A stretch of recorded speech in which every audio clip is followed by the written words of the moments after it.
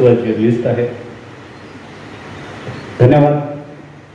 118वा कार्यक्रम आहे मी आणि 18व्या कार्यक्रमाला होतो, म्हणजे बरोबर 180 कार्यक्रम झालेले आहेत आणि 14 वर्षानंतर परत एकदा सृजनमध्ये येऊन मला खूप जास्त आनंद झाला, कारण की सगळे परिचितच लोक आहेत, आपलीच लोक आहेत सगळी.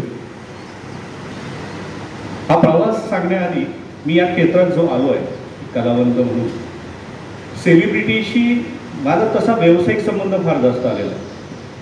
मी जेव्हा स्ट्रगल करायला मुंबईत गेलो, कलावंत म्हणून जेव्हा मुंबईत गेलो, आता आमचा काळ म्हणजे आता आपण एका माझ्यापेक्षा तुम्ही सिनियर आहात, पण मी रेडिओच्या जमान्यातला, आमच्या काळात रेडिओ नंतर मग black and white T V, मग कलर टी व्ही, त्यात दिसणारे ते कलावंत आधी साध्या कपड्यात दिसायचे, मग कलरफुल कपड्यात दिसायचे आणि त्याच्याबद्दलचं आकर्षण आपल्या पिढीला खूप होतं. आत्ताच्या पिढीला आहे नाही असं म्हणणार नाही, कारण की आता मंत्रीपद म्हणजे आपल्याकडे सांस्कृतिक मंत्री श्री सुधीरभाऊ मुनगंटीवार असल्यामुळे खूप मोठमोठे कलावंत आपल्याला सहज पाहायला मिळतात, पण आपल्या काळात तसं बघायला मिळत नव्हतं. त्या कलावंतापर्यंत पोचणं किंवा बघायला मिळणं किंवा त्यांची बोलता येणं, त्यांना भेटणं, खरंच हे माणसं असतात का, असा एक प्रश्न प्रत्येकाच्या मनात त्यावेळी यायचा.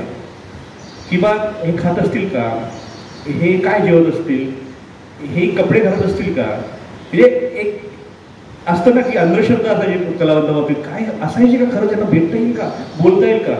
आणि जर अशा व्यक्तीला भेटणार एखादा व्यक्ती जर असेल तो तर देवदूतच असला पाहिजे.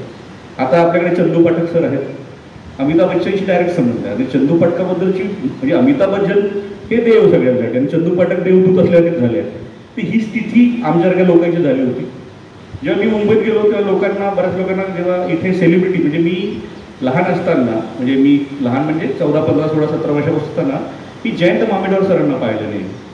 त्यांच्या काळात नेहमी ऐकलं की अरे पृथ्वीराज कपूर येऊन गेले, देवानंद येऊन गेले, राज कपूर येऊन गेले, माला सिन्हा येऊन गेल्या. तर जयंत टॉकीजमध्ये असे जी रेलचेल व्हायची कलावंतांची ती जयंत मामेडवार सरांच्या काळात व्हायची.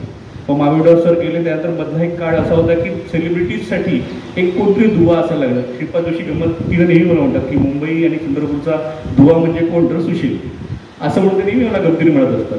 जेव्हा मी मुंबईत गेलो तेव्हा बरेच कार्यक्रमासाठी बरेच पुढाऱ्यांपासून तर बरेच लोकांचे फोन यायचे. मग SP कॉलेज असू द्या, खत्री कॉलेज असू द्या, जनता कॉलेज असू द्या, आपल्याकडचे पुढारी असू द्या, की अरे बाबा सेलिब्रिटी पाहिजे. आता त्या लोकांचा एक माणूस मुंबईत राहतो म्हणजे हा जसा काही प्रत्येक सेलिब्रिटीचा घरचा असल्यासारखं वाटायला लागलं. आणि ते एक टेन्शन वेगळं असतं. माणसाकडे काम करण्यापेक्षा लोकांच्या काय म्हणतात त्याला जबाबदारीचं टेन्शन जास्त असते, की आपल्या ही जबाबदारी आपल्या अंगावर आलेली आहे, तर त्याचं टेन्शन जास्त असायचं. कोणीतरी फोन करायचं, अरे लक्ष्मीकांत मिळेल का, बरं बोलताना माझ्याशी बोलताना लक्ष्मीकांत मिळेल, लक्ष्मीकांत बेर्डे जर समजलं तर मात्र पाहायची असणार, पण बोलण्याची पद्धत असायची, लक्ष्मीकांत मिळेल का, अशोकला विचारून बाबा अरे काय भाजीपाला आहे का, कलावंत म्हणजे काय भाजीपाला आहे का. मला आत्ताही फोन येतो, आता परवा एका कार्यक्रमासाठी आला होता फोन की अरे मराठीतलं कोणतरी हिरो हिरोईन सांग. बरोबर, म्हटलं कोण पाहिजे, तू सांग ना कोण मिळेल, म्हणजे सोनाली सांग, ही सांग, ती सांग. बरं बाबा बजेट किती आहे तुझं, नाही तू सांग ना. मग मी सांगितलं का सोनाली कुलकर्णी यायला तयार आहे, 2.5 लाख रुपये घेते ती, 2.5 लाख रुपये नाही इतकं बजेट, तुझं बजेट किती आहे, तर माझं 50,000. मग आधी 50,000 बजेट सांग ना. तू 50,000चं बजेट घेऊन फिरतो आणि मी सोनाली कुलकर्णीशी बोलणार, ती तयार होणार. मागच्या वेळेस असं झालं, भारत गणेशपुरेशी मी बोललो, भारत गणेशपुरे यार तयार झाले निवडणुकीच्या प्रचारासाठी, आणि एंड टाईमवर तो मला म्हणतो की नाही इतके पैसे नाही सहज शक्य. अरे मग तू अशा वेळेला आमच्यासारख्या लोकांची फार गोची होती, कारण की चांगले संबंध आमचे त्यांच्याशी संबंधित झालेले कामानिमित्त. आणि मी कितीही म्हटलं तरी शेवटी हे व्यवसाय आहे, हा त्यांच्या आयुष्यातलं, ते स्वतःचा वेळ देतात स्वतःचं, त्यामुळे ते फार व्यावसायिक आणि फार प्रॉम्प्ट माणसं आहेत आपल्या कामामध्ये. अशा माणसांची जेव्हा संबंध आला तर ती गोष्ट शिकण्यासारखी मला त्यांच्यात फार जाणवली. रिस्पेक्ट केला पाहिजे, कामाचा रिस्पेक्ट केला पाहिजे, माणसाचा रिस्पेक्ट केला पाहिजे, त्या वेळेचा रिस्पेक्ट केला पाहिजे. मी अशोक सराफ, लक्ष्मीकांत बेर्डे आणि प्रदीप पटवर्धन या 3 घांशी भेटण्याचा एकदमच छान संधी माझ्या आयुष्यात आली. जेव्हा मी स्ट्रगल करायला मुंबईत गेलो तेव्हा माझा एक मित्र होता आशिष कुलकर्णी नावाचा. तो त्यावेळेला अशोक सराफांचं नाटक चालू होतं, अनाधिकृत नावाचं एक त्यांचं नाटक चालू होतं, आणि लक्ष्मीकांत बेर्डे आणि प्रदीप पटवर्धनांचं लेले विरुद्ध लेले नावाचं नाटक सुरू होतं. 2 नाटक सुरू होते आणि आशिष कुलकर्णी या दोन्ही नाटकात काम करत होता. मुंबईत एक पद्धत आहे, जर समजा मला जर वेळ नसेल शोसाठी, प्रयोगासाठी, तर रिप्लेसमेंट द्यावं लागतं. तर आशिष मला म्हणाला की सुशील तू रिप्लेस म्हणून माझ्या ठिकाणी राहशील का. तू म्हणाला की अनाधिकृतचाही प्रयोग बघायला की लेलेचाही प्रयोग बघायला, हे तुला कुठल्या तरी दोनपैकी एका नाटकातला माझा रोल तुला करायचा. ते म्हटलं ठीक आहे. माझं आता मी तुला कन्फर्म सांगत नाही, कारण की मला तारखा जुळतील ना जुळतील, ज्या दिवशी तारीख जुळणार नाही त्या दिवशी मात्र तुला तो रोल करावा लागेल. मी म्हटलं ठीक आहे. तर मी अनाधिकृतच्याही प्रयोगाला गेलो 3 दिवस, कारण की अशोक सराफांसोबत काम करायचं होतं. मी तर हवेत होतो त्यावेळेला, म्हणजे अशोक सराफांसोबत काम करायला मिळेल ती संधी हुकली. इकडे लेले विरुद्ध लेलेमध्ये जो रोल होता तो त्यांच्या नातवाचा रोल होता. म्हणजे लक्ष्मीकांत बेर्डे, प्रतीक पटवर्धन त्यांचा मुलगा आणि प्रतीक पटवर्धनचा मुलगा मी, म्हणजे लक्ष्मीकांत बेर्डेंच्या नातवाचा रोल मला करायचा होता. या दोन्ही संधी मोठ्या होत्या. मी स्क्रिप्ट घेऊन त्याचा अभ्यास करावा लागलो, दोन्ही नाटक पाहिले. त्या दरम्यान अशोक सराफांसोबत भेटता, अशोक सराफांचा कोण फॅन नाही आहे असा एकही व्यक्तीने त्यांचा फॅन नसावा कोणी. पण जे आपण बघतो चित्रपटात ते त्यांच्या विरुद्ध असतात. म्हणजे आपल्याला वाटतं की हा म्हणजे कॉमेडी आहे, म्हणजे प्रत्येक कॉमेडी करत, असं काही नाही. अशोक सराफांसारखा शांत म्हणजे न बोलणारा माणूस जर मी म्हटलं तर तुम्ही म्हणा की गंमत करतो मी, काय असं होऊ शकतच नाही. तो त्यांचा स्क्रीन रोल आहे. पण ते जेव्हा जनरल आयुष्यात बघताना फार साधे भोळे, जास्त चर्चा नाही, बडबड नाही, शांत स्वभावाचा माणूस म्हणून जेव्हा मला वाटलं की खूप बोलावं आपण, पण त्यांचा एक आदरयुक्त दरारा पाहूनच मी थांबून गेलो. पण म्हटलं ऑब्झर्व करता यावं, जे काही ऑब्झर्वेटिव्ह शिकायचं असेल तर बघता आलं पाहिजे. जास्त न बोलता कमीत कमी बोलून काय शिकता येईल हे मला अशोक सराफांकडे पाहून. त्या विरुद्ध मात्र लक्ष्मीकांत बेर्डे एकदम जॉली माणूस, मजेदार. प्रदीप पटवर्धन तर त्याहीपेक्षा उत्तम नटही आहे आणि माणूस म्हणून पण सुंदर आहे. त्यांच्या नातवाचा रोल म्हणजे मला करायची संधी माझ्या आयुष्यात येत आहे ह्याचाच आनंद मला खूप होता. मी त्याच्यासोबत बऱ्याच त्या स्क्रिप्टबद्दल समजून घेतलं. नशीब की त्या तारखा त्याच्यात जोडल्या आणि मला परत काम करता नाही आलं.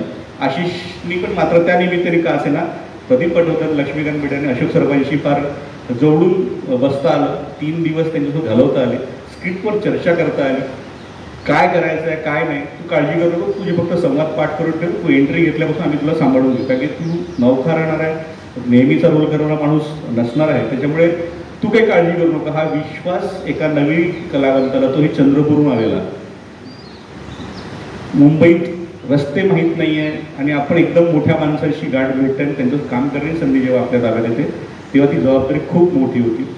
मी हो तर म्हणालो होतो, पण आतून 100% घाबरलेलो होतो, कारण की त्या म्हणजे मी नाटकात काम केलं नाही ह्यातला भाग नाही आहे. आपण सगळं काम केलेलंच असतं, असं काही नसतं. पण जेव्हा जबाबदारी नावाचा जो विषय येतो, ती जबाबदारी हा विषयच मात्र माणसाला मागे खेचून घेतो. आता मी ती संचालनाची तयारी करत बघितली, तिला छान करत होती, पण जबाबदारी हा एक शब्द तिच्या अंगावर आला किंवा चुकायला नको, मग ते ख व्हायला नको, क व्हायला नको, ती ही जी भीती असते ना, म्हणजे मोठा माणूस कोणतरी आपल्या समोर आहे. बरं, अभिनय तेच करायचं जे मी माझ्या इतक्या वर्षांपासून जे करतो, जे मला माहिती आहे, जे मला करायचं आहे. पण एखादा माणूस आपल्यासमोर कोणतरी मोठा सेलिब्रिटी आहे हे भान जेव्हा डोक्यात येतं तेव्हा माणूस आतून हलतो. ही स्थिती माझी झालेली होती. तसंच विक्रम गोखलेंसोबतचा एक सुंदर प्रसंग आहे. मी HIV एड्सची एक ॲड त्या दरम्यान शूट चालू होतं. चांदीवाली स्टुडिओमध्ये एक इंक फॅक्टरी आहे, शाईची फॅक्टरी आहे, त्या फॅक्टरीमध्ये शूट चालू होतं. तेव्हा HIV एड्सचं खूप प्रमाण वाढलेलं होतं. तर तेव्हा एक घटनाही घडली होती की त्या एका कंपनीतल्या माणसाला जेव्हा HIV होतो तेव्हा त्याला ते सगळे सामावून घेत नाही कर्मचारी, असा विषय घेऊन त्याच्यावरती जाहिरात तयार करत होते. आणि लकीली त्या दरम्यान मी खूप ऑडिशन द्यायचो प्रत्येक ठिकाणी जिथे जाता येईल, कारण की आपण मुंबईत गेलोच तेवढ्यासाठी होतो की या क्षेत्रात काहीतरी काम करता यावं, जास्त शिकता यावं. म्हणून जेव्हा मी तिथे गेलो तर लकीली तिथे संधी मिळाली. विक्रम गोखले नॅचरली मेन कास्टमध्ये होते आणि कर्मचाऱ्यांच्या रोलमध्ये आम्ही सगळे मुलं होतो. विक्रम गोखले सारखा स्थितप्रज्ञ माणूस, म्हणजे फार स्ट्रिक्ट आणि आपल्या प्रत्येक एक गोष्ट तोलून मोकून विचार करून बोलणारा माणूस जर कोणी असतील या आमच्या आपल्या इंडस्ट्रीमध्ये तर विक्रम गोखले टॅलेंटेड माणूस दुसरा कोणी होऊ शकणार नाही. आणि प्रत्येक गोष्ट विचार करू. बरं, सिनियर आहे ही भीती आपोआपच असेल, त्यांना सांगायची गरज नाही की मी कोण आहे तुला समजत नाही काय बोलायची गरज पडते. पण त्यांच्या वागणुकीमधनं तो जो काही दरारा निर्माण व्हायचा सेटवर, मग तो डिरेक्टर असू द्या, कॅमेरामॅन असू द्या किंवा बाकी इतर लोक पण, तर तो दरारा निर्माण मात्र विक्रम गोखलेंच्या माध्यमातून, पण जी भीती मला अशोक सरांकडे बघताना किंवा लक्ष्मीकांत बेर्डेकडे बघताना वाटली नाही, त्याहीपेक्षा जास्त भीती ही मला विक्रम गोखले सरांकडे बघताना नेहमी वाटली. इतकं प्रॉम्प्ट काम, आवाजावर प्रभुत्व, भाषेबद्दल आपण बोलणं म्हणजे मूर्खपणाचा विषय आहे, इतकं छान काम ते करायचे. आणि मात्र एक गोष्ट चांगली आहे त्या सगळ्या कलावंतांची की ते सगळ्या नवोदित कलावंतांना मात्र आपल्यासोबत घेऊन काम करायचं. बरेचदा असं असतं की जनरली आपल्याला वाटतं की सिनियर कलावंत आहे तो काही सामावून घेणार नाही किंवा जवळून घेणार नाही. फक्त एक अनुभव मला तेव्हा सुनील बर्वे सरांच्या बाबतीत आला, म्हणजे त्यावेळेला मी नौखा होतो. मला वाटते कुठल्या तरी एका सिरियलसाठी मी तिथे गेलो होतो आणि बर्वे सरांशी माझी भेट झाली. ते त्या सिरियलला मेन लीडला होते. वादळवाट की कुठली सिरियल मला आता नेमकं आठवत नाही, त्या सिरियलला मी होतो. मी त्यांना ते अनायशी बसले होते, मग त्यांचं बसण्याची गप्पा मारत असतात एक वेळ आला. मी त्यांना म्हटलं, सर मी चंद्रपूरहून आलेलो आहे, मला तुमची हेल्प हवी आहे, मदत हवी आहे, माझ्यासारख्या मला मुलाला सुद्धा काम करायचं आहे आणि तुमच्याकडे सिनियर आर्टिस्टची मदत असली पाहिजे. तेव्हा मला बर्वे सरांचं जे उत्तर मिळालं ते मला थोडंसं त्यावेळेला वाईट वाटलं, पण मला त्याचा विचार मी जेव्हा आज करतो ते मला वाटतं की योग्य उत्तर असावं त्यांचं. मी त्यांना म्हटलं की मला संधी हवी. ते म्हणाले की आज तू माझ्याशी जी बोलतोय त्या संधीची मला 20 वर्ष वाट पाहावी लागली, तर तुला आज कशी काय मिळेल? तर मला प्रश्न पडला, तर तुम्हाला 20 वर्ष वाट पाहावी लागली म्हणून मी पण 20 वर्ष वाट पाहावी? म्हटलं तुमचा जन्म इकडचा आहे, तुमचे लोक इथले आहेत, मी तिथून तिथे सर्वाईव्ह करणं माझ्यासारख्या माणसाला कितपत शक्य माहीत नाही. पण मी म्हटलं ठीक आहे. पण नंतर मला लक्षात आलं की हा अनुभव आहे, जिंदगी जीने से क्या मिला, ना कुछ मिला, तजुर्बा तो मिला. पण ही गोष्ट जमा करण्यासाठी इतके दिवस घालवायला, कारण की लोकांना असं वाटतं मुंबईत गेलं की आपण छान दिसतं सुद्धा आपल्याला लगेच काम मिळतं, लगेच आपण हिरो म्हणून, असं नसतं. पेशन्सचा गेम आहे. मी नेहमी सांगतो की हा क्रिकेट आहे, टेस्ट क्रिकेट आहे. हे 2020 पण नाही आणि वन डे पण नाही, हा टेस्ट आहे. जर तुम्ही क्रीजवर उभे असाल तर 100% तुमचे 100 रन निघणार आहे. पण जर तुम्ही आऊट झाला तर तुम्ही कितीही म्हटलं की अरे मी 100 काढणारच होतो, छक्का मारणारच होतो, चौका जाणारच होतो, असं होत नाही. तुम्हाला क्रीजवर टिकून राहावं लागतं. ह्या गोष्टी मला ह्या कलावंतांकडे जाऊन शिकता आलं. सयाजी शिंदेंची तशीच एक अफलातून भेट. मी माझं मास्टर डिग्री नाट्यशास्त्रातून झालं आहे कोल्हापूर युनिव्हर्सिटीमधनं, आणि त्या ठिकाणी सयाजी शिंदेंना आम्ही जेव्हा आमचं सेकंड इयरचा अभ्यासक्रम पूर्ण झाल्यानंतर तेव्हा आमच्यासाठी आम्ही जे प्रॉडक्ट्स तयार करायचो ते बघायसाठी सयाजी शिंदे स्वतः तिथे आले होते.